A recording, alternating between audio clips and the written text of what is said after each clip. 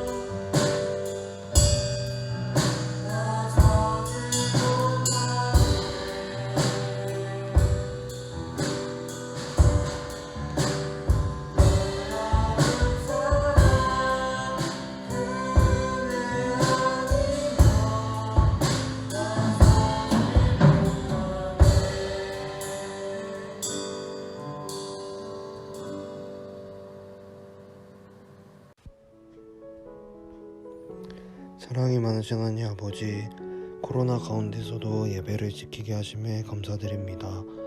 코로나 상황 가운데 우리 중등부 친구들과 선생님들의 건강을 지켜주시고 선생님들과 학생들이 더욱 기도하는 중등부가 될 수 있게 해주세요. 각자의 자리에서 예배를 드리지만 장소에 관계없이 하나님이 중심이 될 수 있도록 함께 해주세요. 또한 예배를 준비하시는 전도사님과 함께 하셔서 말씀을 통해 중등부 친구들이 예수님을 더 깊이 알아가고 더 나아가 예수님을 인격적으로 만나는 시간 될 수 있도록 기도합니다. 예수님의 이름으로 기도드렸습니다. 아멘.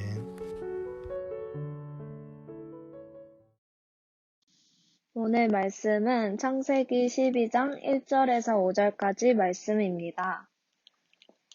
여호와께서 아브람에게 이르시되 너는 너의 고향과 친척과 아버지의 집을 떠나 내가 내게 보여줄 땅으로 가라.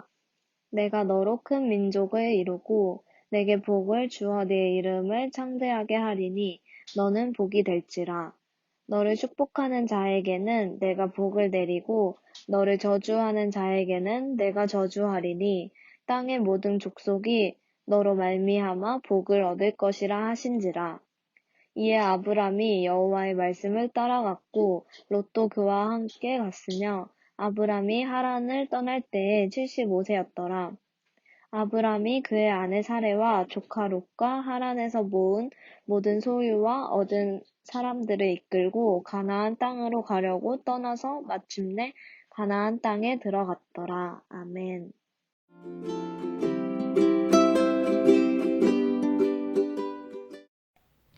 여러분, 안녕하세요. 반갑습니다. 한 주간 잘 지냈나요?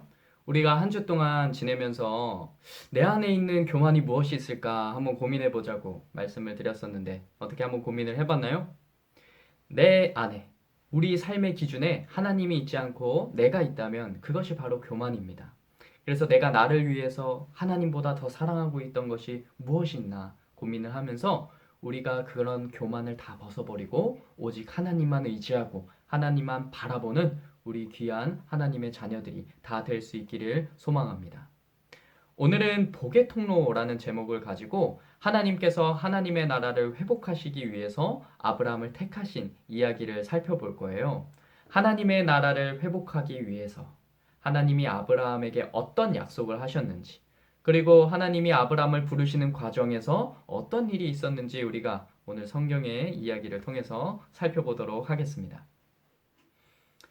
우리가 여행을 하게 된다면 가장 먼저 하는 일이 무엇일까요? 아마도 일단 어디를 갈지 목적지를 정하는 것이 가장 우선일 거예요. 어디를 갈지를 정해야, 목적지를 정해야 거기에 맞는 예산도 정하고, 거기에 맞는 시간도 정하고, 인원도 정할 수 있을 거예요. 사실은 이게 여행의 이야기만은 아니죠. 우리가 되게 간단하게 집을 나서는 일에서도 생각을 해보면 우리는 꼭 목적지를 정하고 집에서 나가게 됩니다. 뭐 예를 들어서 우리가 마트를 가거나 공원을 가거나 친구네 집을 가거나 뭐 학원을 가거나 교회를 가거나 이렇게 우리는 집을 나갈 때도 목적지를 정해놓고 나가게 돼요. 그렇죠? 그런데 만약에 우리에게 아무런 목적지도 정해지지 않는 상태에서 집을 떠나라 라고 누군가가 명령한다면 우리는 어떨까요? 굉장히 당황스럽고 마음이 복잡할 겁니다. 굉장히 많은 고민이 되어서 우리가 과연 어디로 가야 할까? 너무 막막한 상황에 부딪히게 될 겁니다. 그런데 오늘 성경에서는 이렇게 목적지도 정확하게 정해지지 않았지만 길을 떠나는 사람이 등장합니다. 바로 아브라함이에요. 우리가 그 내용을 한번 봅시다. 12장 1절이에요. 함께 볼까요? 여호와께서 아브라함에게 이르시되 너는 너의 고향과 친척과 아버지의 집을 떠나 내가 너에게 보여줄 땅으로 가라. 아멘. 하나님이 아브라함에게 고향과 친척과 아버지의 집을 떠나라 라고 말씀하셨어요. 정확한 목적지를 말씀해 주지 않으시고 내가 너에게 보여줄 땅이 있으니 일단 떠나라 라고 말씀을 하시는 거예요. 당시 아브라함이 살았던 지역은 우르라는 지역입니다. 유대 전승에 의하면 그곳에서 아브라함은 가족들과 함께 우상을 만드는 일을 하면서 살았다고 해요. 우상을 숭배하는 집안이었지만 그럼에도 불구하고 하나님이 아브라함을 택해서 불러주신 거예요. 우상을 만드는 집안에서 하나님께서 아무런 조건도 아무런 자격도 따지지 않고 택해서 불러주신 겁니다. 은혜죠. 하나님께서 아브라함을 은혜로 택해 주신 거예요. 그런데 하나님이 아브라함에게 떠나라 라고 하신 그 우르라는 지역은 굉장히 발달된 도시였어요. 그래서 굉장히 살기 좋은 곳이었어요. 필요한 물품이나 음식을 구하기도 편했고 오랫동안 그곳에서 살고 있었기 때문에 익숙하고 편안한 환경이었어요. 그럼에도 불구하고 하나님께서 지금까지 믿고 의지했던 그 삶의 터전을 모두 다 버리고 떠나라 라고 명령을 하신 거예요. 1절 본문의 후반절을 잘 보면 하나님께서는 어디로 가라고 하시는지 분명하게 이야기를 해주지 않으세요. 한번 생각해 볼까요? 아브라함 입장에서는 정말 말도 안 되는 소리처럼 들렸을 거예요. 아브라함에게 지금 소중하고 안정적인 삶의 터전을 다 버리고 떠나라라고 하나님이 말씀하시는데 문제는 목적지도 명확하게 말씀해 주시지 않는다는 거예요. 우리가 아브라함의 입장이라면 어떨까요? 굉장히 황당하고 너무나도 당황스러울 거예요. 그리고 이런 상황에서 떠난다는 사실은 매우 불안하고 걱정스러웠을 겁니다. 만약에 하나님께서 여러분에게 지금 살고 있는 집을 떠나라 라고 명령하신다고 생각해 보세요. 그런데 어디로 가야 하는지 정확하게 알려주지도 않고 일단 떠나라 라고 하신다면 어떨까요? 만약에 우리에게 그런 상황이 온다면 역시 황당하고 당황하고 마음이 굉장히 복잡하고 불안하고 걱정이 될 겁니다. 아브라함에게 나타나신 하나님은 이렇게 어디로 가야 할지 분명한 목적지도 정해주지 않은 상태에서 그저 가라, 떠나라 라고 명령을 하신 거예요. 하지만 여기에서 중요한 것은 하나님이 아브라함에게 가라 라고 명령하셨지만 하나님께서는 모든 계획을 가지고 계셨다는 사실이에요.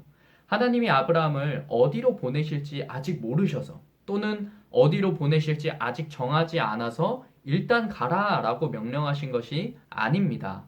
하나님은 모든 계획을 가지고 계셨지만 일단 떠나라 라고 명령하신 거예요. 하나님께서 일단 떠나라. 목적지도 정해지지 않은 상태에서 목적지도 말씀해주지 않은 상태에서 일단 떠나라 라고 하신 이유는 아브라함에게 지금 어디를 가느냐보다 일단 그가 머물고 있는 삶의 자리를 떠나는 것이 훨씬 중요하기 때문이었어요.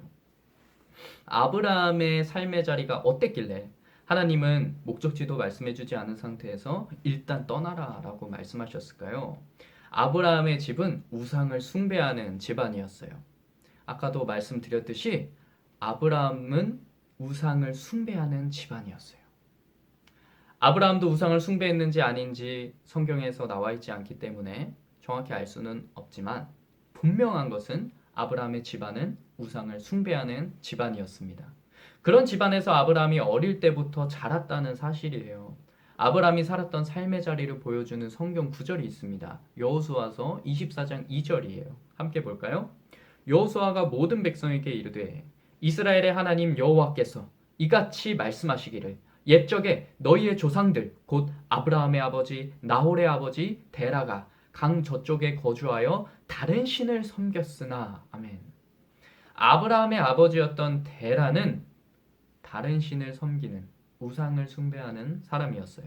즉 아브라함의 집안이 우상을 섬기는 집안이었다는 사실을 보여주는 구절입니다.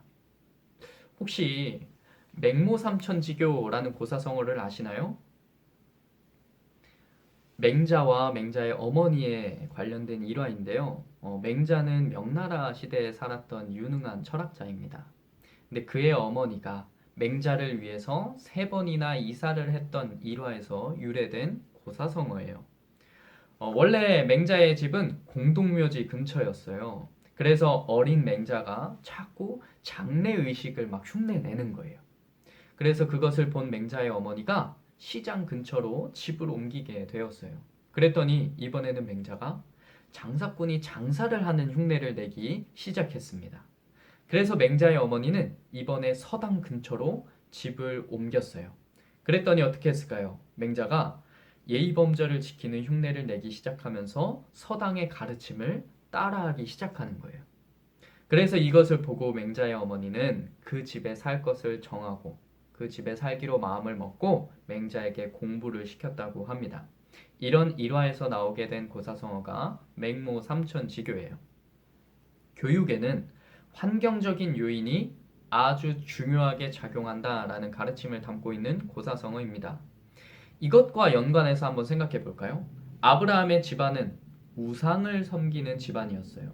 따라서 아브라함은 우상 숭배의 영향을 받으면서 자랄 수밖에 없었어요. 그래서 하나님께서 아브라함에게 삶의 터전을 떠나라 라는 명령은 이제는 우상을 섬기는 자리에서 떠나 하나님을 따라 사는 자리로 부르시는 거예요. 무엇이라고요? 중요하니까 다시 말씀드릴게요. 우상을 섬기는 삶의 자리가 아니라 이제는 하나님을 따라 사는, 하나님을 섬기는 삶의 자리로 부르신 거예요. 그러니까 우리가 도착하는 목적지가 어디인지가 중요한 것이 아니에요. 우상을 따라 사는 삶의 자리를 떠나서 하나님을 따라 사는 자리에 머물러 있는 것이 훨씬 더 중요하다는 사실이에요. 익숙했던 삶의 환경이라도 지금 있는 자리가 하나님을 따라 사는 자리가 아니라면 담대하게 그 자리를 떠나는 용기가 필요한 겁니다. 여러분도 하나님의 말씀을 따라 살기 위해서 익숙하고 편안한 삶을 떠나 사는 용기가 생겨나길 바랍니다. 하나님을 내 삶에서 멀어지게 하는 자리가 있다면 그곳에서 떠날 수 있기를 바랍니다. 하나님을 떠올리게 하는 것이 아니라 욕심, 시기, 질투를 떠올리게 하는 삶의 자리가 있다면 그곳에서 하루속히 떠날 수 있기를 바랍니다. 하나님이 여러분을 사랑하듯이 여러분도 하나님을 사랑하면서 살 수 있는 우리 모두가 되었으면 좋겠어요. 하나님보다 사랑하는 것이 있다면, 하나님보다 더 소중히 여기는 삶의 자리가 있다면 그곳에서 우리 모두가 떠나서 이제는 하나님을 바라보고 하나님을 사랑하는, 하나님을 내 삶의 주인으로 삼는 그런 삶의 자리로 나올 수 있기를 기도할게요. 이렇게 하나님은 아브라함을 하나님을 따르는 삶의 자리로 부르셨어요. 그런데 하나님이 그냥 부르신 게 아니에요. 아무런 계획도 목적도 없이 그냥 부르신 게 아니었어요. 하나님은 아브라함을 향한 계획이 있었고 목표가 있었어요. 아주 정확하고 분명한 계획과 목표가 있으셨습니다. 그래서 그를 불러주시고는 그와 약속을 하세요. 어떤 약속을 하셨을까요? 창세기 12장 2절에서 3절입니다. 함께 볼까요? 내가 너로 큰 민족이 되게 하고 너에게 복을 주어서 네가 크게 이름을 떨치게 하겠다. 너는 복의 근원이 될 것이다. 너를 축복하는 사람에게는 내가 복을 베풀고 너를 저주하는 사람에게는 내가 저주를 내릴 것이다. 땅에 사는 모든 민족이 너로 말미암아 복을 받을 것이다. 아멘. 하나님께서는 아브라함에게 이렇게 약속을 하셨어요. 우리 지난 시간에 살펴봤듯이 바벨탑 사건 때는 사람들이 스스로 자기의 이름을 내려고 했었죠. 하지만 그것은 결국 실패하고 말았어요. 무너지고 말았어요. 하지만 하나님께서 오늘 아브라함에게 내가 너의 이름을 떨치게 하겠다. 내가 너의 이름을 크게 하겠다라고 약속하셨어요. 우리 스스로, 인간 스스로 이름을 높이는 것이 아니라 하나님께서 우리의 이름을 높여주시겠다고 약속을 하시는 거예요. 만일 우리가 스스로 우리 자신을 높이려고 한다면 그것은 반드시 실패하고 말 거예요. 바벨탑 사건처럼 말이죠. 하지만 우리가 하나님을 따라 살기 위해서 우상을 사랑하는 자리를 떠난다면, 하나님을 사랑하는 자리를 위해서 우리가 하나님을 멀어지게 하는 자리, 내가 나를 위해서 있는 자리, 우상을 숭배하는 자리를 떠나서 하나님을 사랑하는 자리, 하나님을 따라 사는 자리로 나오게 된다면 하나님께서 반드시 우리의 이름을 높여주실 거예요. 여러분들을 높여주시고 아주 귀하게 여겨주실 겁니다. 오늘 하나님이 우상 숭배의 자리를 떠나 하나님께로 나온 아브라함에게 너의 이름을 내가 크게 하겠다라고 약속하신 것처럼 여러분이 하나님께로 나온다면 우상을 숭배하는 자리에서 떠나서 하나님을 멀어지게 하는 자리에서 떠나서 이제 하나님을 따라 사는, 하나님을 섬기는, 하나님을 사랑하는 자리로 나온다면 하나님께서 우리들을 높이시고 여러분을 높이시고 은혜를 베푸실 겁니다. 또 하나님은 아브라함에게 이렇게 약속하셨어요. 네가 큰 민족을 이루고 복의 근원이 되게 하겠다. 땅에 사는 모든 민족이 너로 말미암아 복을 받을 것이다. 이렇게 약속을 하셨어요. 이것은 아브라함에게 복을 주겠다고 하신 약속 그것뿐만 아니라 너를 통해서 모든 이들이 복을 받을 것이라는 약속을 하고 계시는 거예요. 정말 대단한 약속이에요. 복을 받는 것도 모자라서 내가 복의 근원이 되게 만들겠다고 약속하시는 겁니다. 아브라함을 복의 근원이 되겠다. 복의 근원이 되게 해주겠다라고 약속을 하시는 거예요. 그런데 중요한 것은 아브라함뿐만이 아니에요. 하나님께서는 이처럼 우리에게도 똑같이 복을 주시고 우리를 통해서 많은 사람들이 복을 받도록 하셨어요. 즉 우리를 복의 통로로 삼아서 이 땅을 복되게 하셨습니다. 오늘의 말씀의 제목이 뭐였죠? 다들 기억하고 있죠? 복의 통로였어요. 바로 하나님의 백성인 우리가 복의 통로가 되는 거예요. 아브라함처럼. 하나님께서 오늘 본문의 아브라함에게 복의 통로가 되어서 많은 이들이 이 모든 세상이 복을 받게 되겠다라고 약속하신 것처럼 하나님께서 우리를 그런 복의 통로로 삼아주신 거예요. 아주 귀한 자리를 우리에게 맡기신 거죠. 오늘 하나님께서 우리를 복의 통로가 되도록 이 예배의 자리에 불러주셨습니다. 만약 하나님보다 다른 것을 더 사랑하고 있다면 말씀을 보고 기도하기보다 내가 더 관심을 가지고 시간을 들였던 것이 있다면 그 자리를 떠날 수 있기를 바랍니다. 그 자리가 바로 우상을 섬기는 자리예요. 우상은 다른 것이 아닙니다. 하나님보다 내가 더 소중히 여기는 것은 모두 다 우상이에요. 휴대폰이 될 수도 있고요. TV가 될 수도 있고요. 컴퓨터가 될 수도 있고 모든 것이 다 우상이 될 수가 있어요. 다시 한번 기억하기를 바랍니다. 우리가 함께 기억했으면 좋겠어요. 하나님께서는 우리를 복의 통로로 불러주셨어요. 우리에게 복을 주시고 우리가 복의 통로가 되도록 불러주셨어요. 그러니까 이제는 우리가 하나님의 은혜에 감사하고 그 은혜를 기억하면서 살 수 있기를 소망합니다. 자, 하나님은 이렇게 아브라함에게 복된 약속을 하시고 결국 어디로 인도하셨을까요? 바로 가나안이라는 땅이었어요. 4절, 5절을 함께 볼까요? 아브라함은 주님께서 말씀하신 대로 길을 떠났다. 롯도 그와 함께 길을 떠났다. 아브라함이 하란을 떠날 때의 나이는 75이었다. 아브라함은 아내 사레와 조카 롯과 하란에서 모은 재산과 거기에서 얻은 사람들을 거느리고 가나안 땅으로 가려고 길을 떠나서 마침내 가나안 땅에 이르렀다. 아멘. 자, 아브라함은 하나님이 말씀하신 대로 길을 떠났어요. 순종을 한 거죠. 말씀에 순종을 한 거예요. 그 말씀을 따라서 길을 떠납니다. 그리고 결국 그는 가나안 땅에 도착하게 되었어요. 하나님이 아브라함에게 주겠다고 약속하신 땅이 내가 너에게 보여주겠다 하고 하신 그 땅이 바로 이 가나안 땅이었어요. 하나님은 이렇게 분명한 목적과 목표 가지고 계셨던 거죠. 오늘 하나님이 아브라함과 맺은 언약을 아브라함 언약이라고 이야기해요. 하나님께서 이렇게 아브라함과 언약을 맺은 이유는 무엇일까요? 무엇을 위해서 아브라함을 선택하시고 그에게 복을 주셨을까요? 그 이유는 망가진 하나님의 나라를 다시 회복하시기 위함이었어요. 그러니까 아브라함이 열방을 향한 복의 통로가 된다라고 한 것은 열방을 다시 하나님 나라로 회복시키셔서 창세기 1장부터 주님이 계획하셨던 주님의 왕국, 주님의 나라를 완성하겠다는 약속이었어요. 이 일을 바로 아브라함과 그의 후손을 통해서 이루겠다고 약속하신 거예요. 이 약속은 성경을 통해서 알 수 있지만 결국 장차 오실 예수 그리스도를 통해서 하나님의 나라가 완성이 됩니다. 아브라함이 이처럼 크신 하나님의 은혜를 받아서 바벨론으로 인해서 흩어진 이 심판받은 이 땅 가운데 하나님의 나라를 다시 세우는 하나님의 귀한 복의 통로로 사용이 돼요. 그리고 하나님께서 우리 역시 복의 통로로 불러주셨어요. 여러분 모두를, 우리 모두를 다 복의 통로로 불러주셨어요. 그러니까 우리를 통해서 하나님께서 하나님의 나라를 이루어 가시는 거예요. 하나님의 나라를 이루어 간다는 것이 무슨 뜻일까요? 어렵게 생각하지 마세요. 어렵게 생각하지 않아도 됩니다. 우리의 삶을 통해서 하나님이 나타난다면 그것이 하나님의 나라를 이루어가는 과정이에요. 하나님의 말씀을 읽고 하나님께 기도하고 하나님의 뜻대로 하나님의 말씀대로 살아간다면, 사랑을 실천하면서 살아간다면 하나님을 나타내는 삶을 사는 것이죠. 그리고 그것이 하나님의 나라를 이루어가는 삶이에요.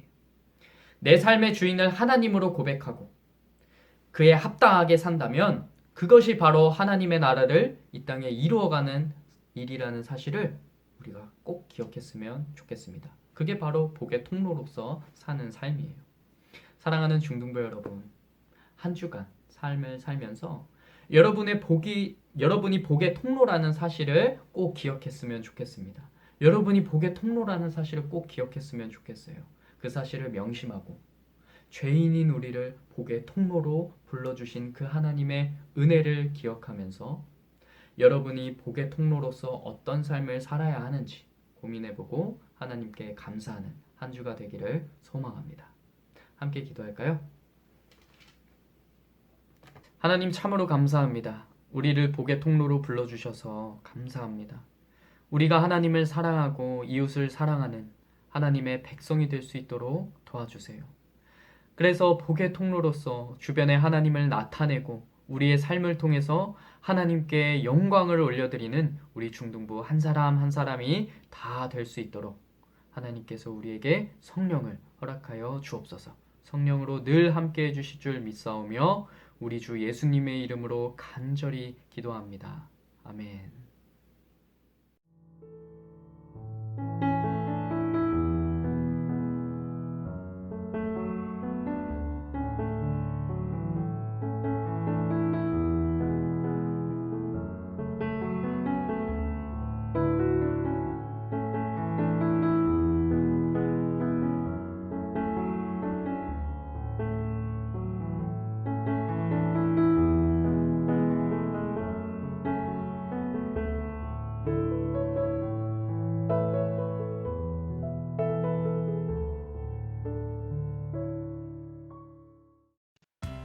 (2월 14일) 주일 예배 광고 전달해 드립니다.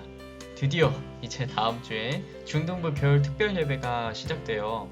원래는 겨울 수련회라는 명칭을 썼는데 이제는 겨울 특별 예배라고 부르게 되었으니 헷갈리지 말고 일정을 잘 확인해 주세요. 주일에는 만남과 사귐이라는 주제로 말씀이 전해지고요. 주중에는 반별로 모임이 계획되어 있습니다. 간식과 선물도 준비하고 있으니까 모든 일정에 함께 잘 참여해주세요. 두 번째 광고입니다. 하나바이블 공과 모임이 반별로 진행되고 있어요. 각 반 담임 선생님들과 시간을 정하고 매 주일 공과 모임에 적극 참여해 주시길 바랍니다. 세 번째 광고입니다. 하나님의 가정을 세우는 예배인 하가세 가정예배지가 교회에서 배부됩니다. 가정에서 함께 예배하며 하나님의 가정을 이루어갈 수 있기를 바랄게요.